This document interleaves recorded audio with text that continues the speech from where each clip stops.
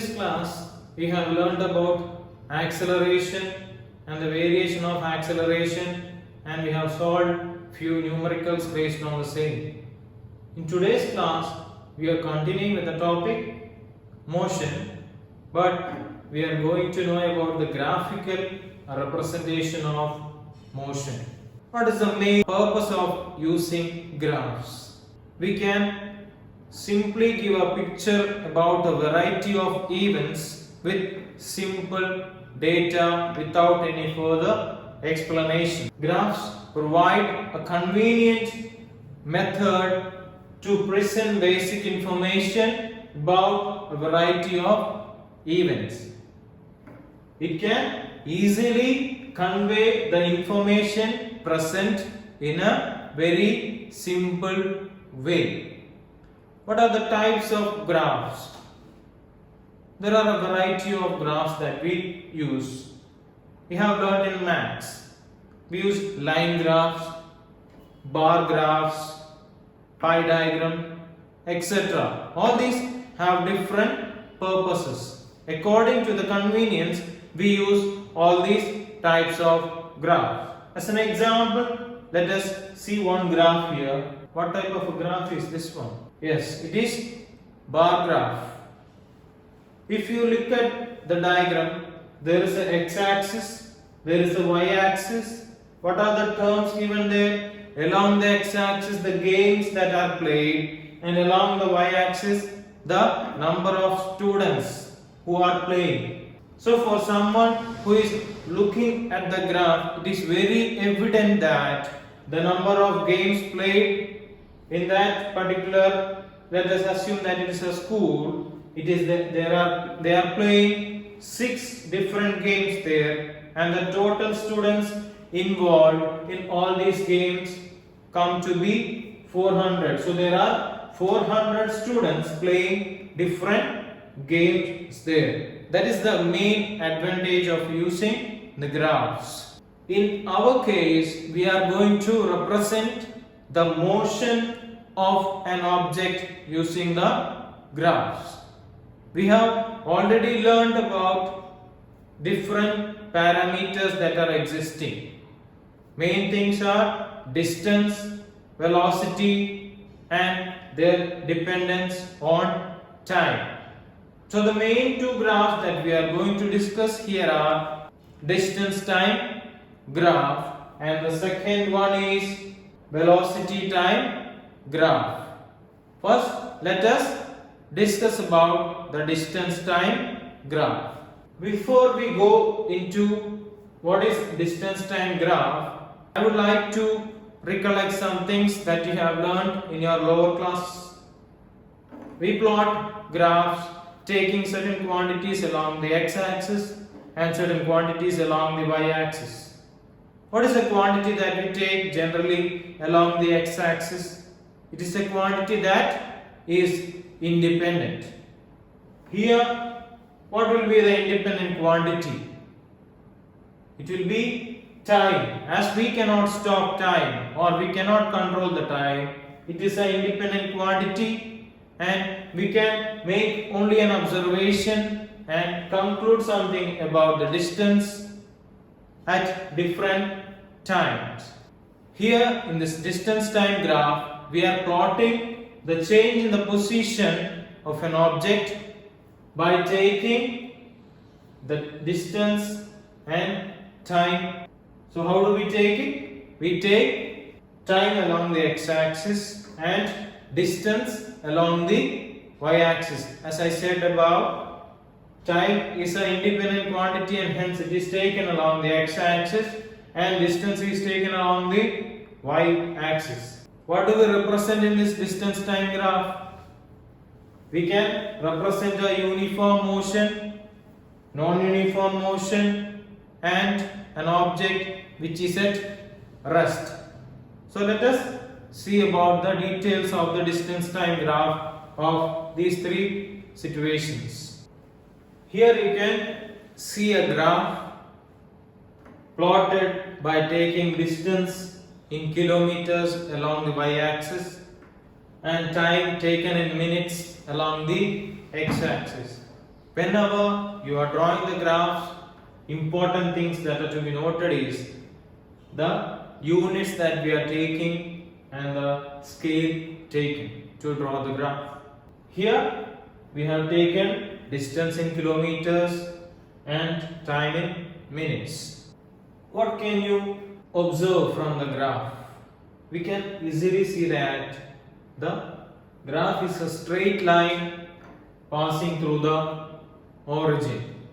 We already learned that velocity is the distance covered by the object by the time taken.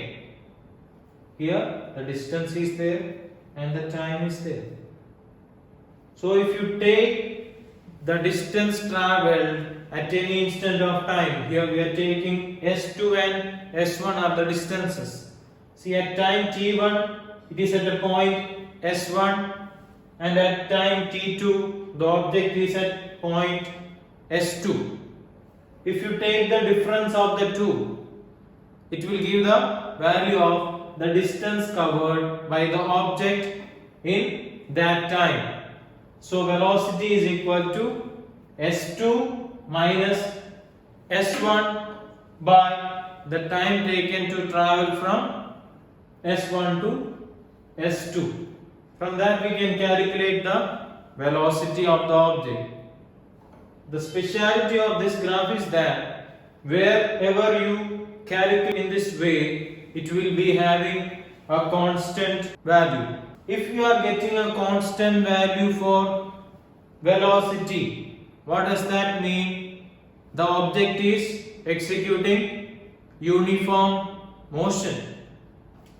So what can you say from the graph? This is the graph of an object executing uniform motion. Look at this particular data given here. Time is taken in seconds. The distance is taken in meters. Is it having a uniform motion here? No. The motion or the distance covered is increasing. So this is executing a non-uniform motion. How does the graph of an object look like in that case? This is the graph. What is non-uniform motion? As we have said, there is change in velocity and hence there is some acceleration in the object. Hence the graph of an object executing accelerated motion looks like this. It is not similar to the previous case. It is a exponentially increasing curve. But we can calculate the velocity by taking the same concept that we had taken earlier. And we observe that at different points the object will be having different velocities. We have seen the representation of uniform motion and non-uniform motion. Next, there is another representation that can be done using the distance time graph, and that is the object which is at rest. Draw the distance time graph of an object which is at rest. This you have to do it. Next is the velocity time graph. What is this velocity time graph? We are plotting the change velocities with the time. The variation of velocities with time is plotted in the velocity time graph, and here also the time is taken along the x-axis and velocity is taken along the y-axis. This is an example of an object which is moving with a velocity of 40 km per hour. As you can see, the velocity is taken in km per hour and time is taken in hours along the x-axis. The object is moving with 40 km per hour. There is no change in the velocity, as you can see from the graph. At any instant of time, the object is having the same value of 40. What can you say about this? there is no change in velocity, and hence the object is executing a uniform motion. What can you observe from this graph? In the uniform motion, the height of the graph will not change. It will be parallel to the x-axis, and the area enclosed by the velocity time graph equals to the magnitude of displacement. This is one important concept that is to be learned from the velocity time graph. If you look at this particular equation, this is S is equal to AC into CD. What is AC here? AC is the side height and CD is the base. What does that quantity give us? It gives us the area. We know that displacement is equal to velocity into time, is it? And if you see the velocity is taken along the y-axis, and that is AC, the velocity, and time is taken along the x-axis, and that is CD. And what does that quantity give? Velocity times time gives displacement. What is this quantity here? It is length into breadth. You can take the quantity to be like this, and L into B, that gives the area of this figure. What is this one? It is a rectangle, and it gives the area of this particular region. So if you find out the area indirectly from this graph, what are we concluding? We are finding out the displacement of the object at any instant of time. That is given here. Here we are observing the displacement of the object from time t1 to t2. Here the object is having a velocity of 40 km per hour. Velocity is 40 km per hour, and the time is from t1 to t2.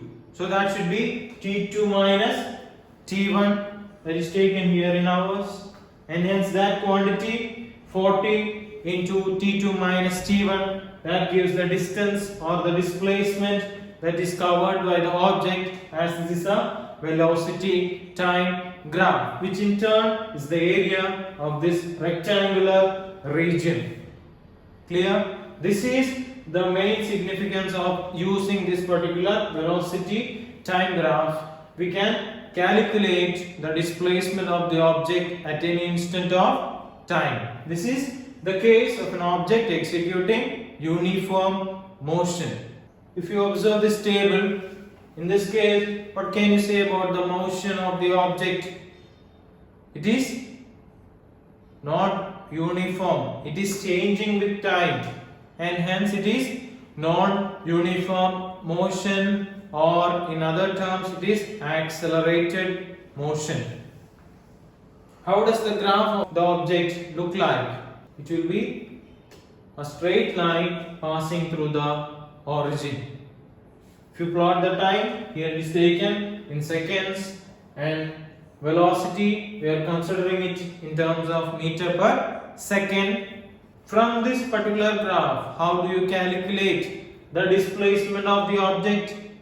Before we have seen the area under the curve, that was a rectangle, but here the object or this region is not a rectangle, it is not a regular figure. How do we calculate the displacement in this case?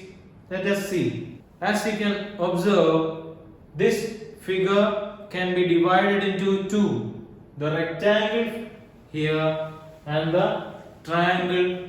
So these two areas, when added together, gives the total area under the curve, and hence from that we can calculate the displacement of the object in this case. So the area of the rectangle is AB into BC plus the area of the triangle is half AD into d. That gives the displacement of the object between the time intervals t1 and t2 in this particular case. That is how we can find out the displacement of the object in the case of an object which is executing uniform motion and non-uniform motion. We have discussed about the graphs. What are the uses of distance time graph? We can predict the position of an object at any instant of time. Here the graph is plotted and the time is given in 4 different cases: 0, 20, 40 and 60 minutes. I want to calculate the position of the object after 60 minutes. Is it possible? Yes, I can find out the position. If I extend this particular graph and if I draw a line corresponding to that one, we can calculate the distance that is covered. In that case, we can find out the position of the object. For example, I want to find out the position of the object between 20 and 40 minutes. For example, at this point I want to find out. At this point I want to find out the position of the object. How do I calculate? And I have to mark it to this side, and hence the position of the object is 20 at that particular instant of time. Clear? We can calculate the distance covered by a body during a particular interval of time. Here I want to calculate the distance covered between 40 and 60.